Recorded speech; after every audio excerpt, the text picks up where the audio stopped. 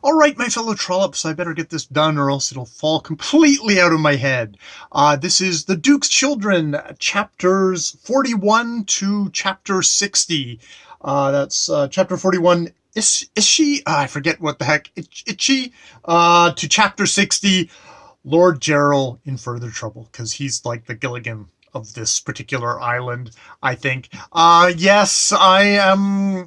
Man, I read these last bit of chapters a little while ago now, and I listened to kind of my audio notes about like, okay, what did I think about all this? And then that went by, and I'm okay. I need to just kind of buckle down and make my video, if only for completion's sake, about this. I'm having trouble with the final thing of Trollope. I've made it a kind of a goal of mine is that after I've done each 20 chapters, I will make a video, and then I will, get to watch Steve's video after that. That's the case. I've been kind of rushing this along. We're actually July 17th, so I'm rather ahead of the game. Because I finished reading it a while ago. So yeah, let's talk about these chapters. I won't harp on about the Duke and the Duke's grief and all that stuff. This is definitely very much about the kids, about Lord Silverbridge, him getting swindled by Major Tifto, and Major Tifto is basically the stool pigeon in this category. They slip a nail into the horse that they co-own together. They get Silverbridge is kind of gets jollied along and perhaps just gets excited and banks a ton of money, which he then all loses because the horse is like, oh, the horse has got a nail in its hoof. And indeed, it is quite quickly seen that, yes, it's been put there deliberately, and that Major Tifto, the only one of the conspirators, Captain Green, and the jockey, they have made really good bank. They've made like 20,000 pounds a piece on this. I think that was the thing. A lot of money, where Major Tifto is like strictly chicken feed, like 3,000 pounds or something like that. But he's the only one who actually sticks around and protests his innocence, even though he's not actually innocent. And that this has the fallout with Major Tifto, who felt he was aggrieved and like he deserved this money. He's really convinced himself. He gets up to the point of, we're about to kick you out of the club, when he just resigns. And then there's the thing with the hounds, the people who run the hounds, like they don't want him being the master of the hounds anymore, which is, such a central thing of kind of British life, of Trollope's life, this class's life. And so him getting kind of driven out of that as well is the next thing. And Tifto kind of like goes, well, Silverbridge hasn't said anything against me. He's the one who would be the most wronged. And like, Silverbridge wants nothing to do with this. Dear old dad, of course, has paid off all his debts, because Silverbridge, part of the reason why I have trouble sympathizing with Silverbridge is that he's so well set off. It's like he's the poor little rich boy who everything gets paid for. He can make mistake after mistake, but he such as his standing and thing, like perhaps his reputation can be damaged, and maybe it will be, but even then, I feel like this is going to just be like, oh, youthful indiscretion, youthful inexperience, whereas another man, this would completely destroy them, and they'd be hounded by money lenders for the rest of their lives, and they'd have to leave the country. Silverbridge is like, no, dad paid it all off, and that was fine. But Silverbridge wants nothing to do with this, and so he's like, nope, I'm not going to be involved in it at all. And Tifto's like, oh, well, maybe he'll actually support me. It's like, so, and he gets good legal advice, and it's like, I have nothing to say on the matter. And for the people, the hounds, that hunting club, they're like, yeah, he's not going to support you. Obviously, there's stuff there. You need to go, and he does. So, and Silverbridge actually does feel some sort of pity for Major Tifto, who does come off as this rather pathetic fellow who is, he's basically sold his life as it is, for this 3,000 pounds. So like, there's a part of him that's like, oh, I would have sold it for 20,000 pounds, but nobody cut me in on that action. It's like he really is the unlucky, weak, foolish stool pigeon in this matter. So we get that. Then we get the whole kind of with Silverbridge, we get the whole thing between Lady Mabel, who has definitely kind of graduated from like, I don't respect him, but maybe I'll marry him, to suddenly realizing, oh, he's slipping through my fingers. Oh, he tells in these chapters, he tells her, no, I love Miss Boncassen. Like, yep, that affection I had for you, it's past, and I've moved along to the next one. And she's gone into definitely kind of a very bitterness thing. She talks about how in these chapters her sweet maiden chastity. Oh, I can't even remember the phrase now. You see, it's all slipping away. But you really get the sense of, basically a part of her may have died when she didn't decide to kind of like stay with Frank Tregear, when Frank Tregear went to her and said, I love you. And she did love him, but she said, no, I have to marry for money. I have to be sensible. And there's a part of her that seems like there's a part of her who's died, like that kind of more feeling part of herself. And now it's just basically all business. She's sticking to Silverbridge. She's ingratiating herself with the Duke, who sees Lady Mabel as, yes, she doesn't respect her father, but somehow because it's his son, it's okay that his son is marrying someone who maybe isn't of much means, but it's got like, family and stuff like that, versus Tregear and Lady Mary, his daughter. That apparently is a big issue. So yes, there's definitely the Duke's hypocrisy there, as Steve Donoghue has pointed out. If I didn't mention Steve Donoghue's read along of these books, that's what I'm following. But she's sticking to him, and it's like, you get that kind of like she's holding on by her fingernails now, is trying to guilt him into stuff, is trying to kind of force him societally to force him to marry her.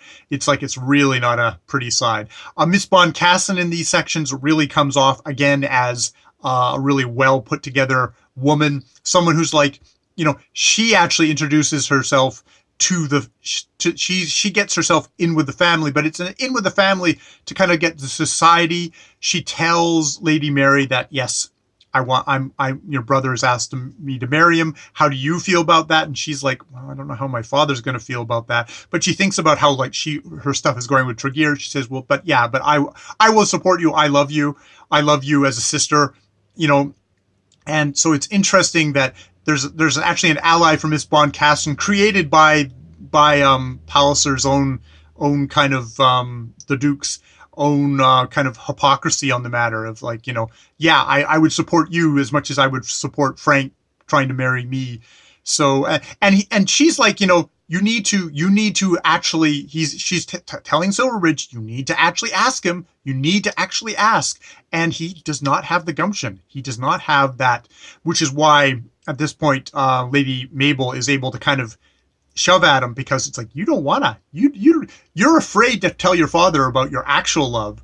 So you should probably marry me then. If you don't have that, there's definitely that kind of a thing. And Lady Mary in these starts off these sections like she's ill. She's like really not happy. She is stubborn. She has got the Lady Glencora, the dead mother's stubbornness, but she's a little bit more. She can kind of keep her own counsel a little bit better, and you can really see as this goes along that the Duke isn't going to be able to hold out. Frank Tregear wins election. He becomes a member of Parliament, which, the Duke is like, oh, well, that's a bad thing to do when you're young. You should be getting your profession and stuff like that. But it's like, you know what? Tregear is actually doing his best to actually kind of show here I am having a purpose. I'm actually entering your political world. It's as a conservative, again, the irony of I'm trying to do kind of socially mobile in a party that's probably about conservatism, about respectability. I mean, it'll be interesting to see how Tregear's career goes as this goes along. And then at the end, of course, we get more of these sons of the Duke's sons. You get you get Lord Gerald in further trouble, and he's of course lost a bunch of money to one of his card shark friends, so-called friends, basically somebody who's milked some dumb rich kid for money. And he's like, Silverbridge, I don't want to tell Dad that I lost all this money. Could you lend me the money? Or, well, actually, there's these guys who will break my kneecaps if I don't get them money. They'll lend the money to me at exorbitant rates. And it's like, and Silverbridge is like, don't don't borrow money from the exorbitant lenders, because they'll, yeah, oh sure, we'll give you lots of money, kid, because we know you can go to your father at the end. It's like, no, I will get you. He ends up giving his IOU to the card shark sleazeball friend. And it's like, don't gamble anymore. But you can see that this is further. You see, this piles more on Silverbridge's plate of like, oh, I really don't want to tell Dad about, that I want to marry an American woman because I know it's not going to be good for him. And now he's got his brother's bonehead gambling going on. I almost feel tiny bit of sorrow for him, but I still feel like the nets are all down for this family. It's funny in other Trollope books, I think there was people that were kind of lower down in class, or it wasn't like money troubles that you weren't worried about, or that the heavy, I guess, in this book is supposed to be the Duke, and it's hard to take Plantagenet seriously as this is a guy who's going to basically force his daughter to either marry who he wants him to, or to, die of sorrow. It's like, you don't see that. You don't see that. So it's hard for me to get, a real rooting thing going. I really admire Miss Bond. It's interesting. I'm admiring Miss Boncassen, and Mabel's kind of going down because I think she's getting more and more bitter. It's like, basically, I got to trap this guy into a marriage because that's all I have left. That's all I have left. Which, in some ways, I mean, I guess you think about someone like Major Tifto and the kind of the pity you feel for him, as a guy who's kind of scrabbling around and has this one thing. He's got his hounds and he's lost that for himself. And I can see that being something that could be devastating for a guy like that. And then I look at someone like Lady Mabel, and it's like, yeah, she's someone who, because she's of low means, she's got a crappy dad who's not respected, that she's had to like, I have to be sensible. I have to be sensible. And she's sort of killed off a human part of herself, to try and do this, but still kind of kept enough of a kind of scruples that she didn't immediately snatch up Silverbridge when she should have. She could have. She would have been Lady Silverbridge, and then, the Duchess of Omnium, I guess, going on. But that's kind of, you can see that slipped through her fingers, and all she's left with is being kind of a bitter woman who can't have the opportunities in this world that is not going to give her any chances. It's like she can't be like Frank Tegeer and kind of go out and get a profession, or become a member of Parliament. She's really stuck, and it's like it's a thwarted female character, and doing stuff like, oh, I'm going to cuddle up to Dad and force you and guilt you into marrying me. It's like, wow, that is really sad.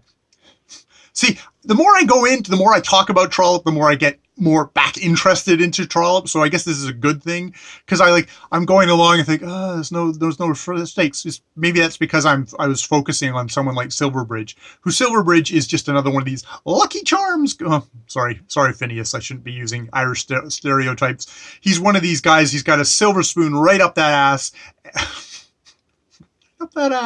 And so it's hard for me to take him seriously as someone I care about in this book. So yeah, that's always the strength with Trollope, is his female characters, I think, because they are the defined underdogs in these in this society, and they are the ones that are going to be on the cusp of change. Change is going to come, and it's going to be little minuscule changes, because this is England and this is society, and people just don't change very quickly, as you can tell by everything that goes on in the world outside of this video. All right, I blathered. It's slightly shorter than my usual video, and okay, I'm going to go on. I'm going to get the final 20 chapters done, and I will not lose heart until after I've finished that last chapter discussion, because this does actually energize me to continue reading my Trollope, or listening to my Trollope, and then doing a little voice recording of the Trollope, and then listening back to those, and yada, yada, yada, yada. All right, more videos later.